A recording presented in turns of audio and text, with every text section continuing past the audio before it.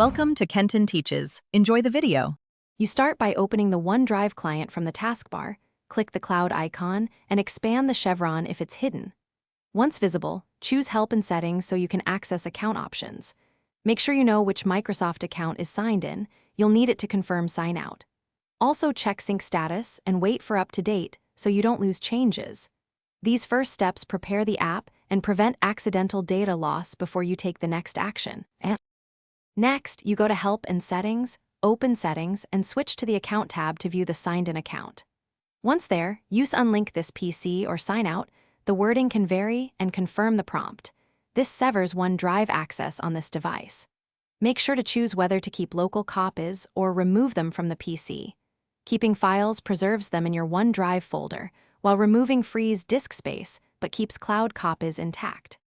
Finally, verify sign out by clicking the cloud icon. It should ask you to sign in or show a Get Started prompt. If OneDrive still appears signed in, restart Windows Explorer or reboot the PC to refresh the client. As a troubleshooting measure, run a OneDrive reset. Press Win+R, enter OneDrive. exe/reset, then reopen OneDrive if needed. This forces a clean state and usually resolves stubborn sign-out issues. If problems persist, repeat the unlink step after the reset. Thanks for watching. Please subscribe if this video was helpful.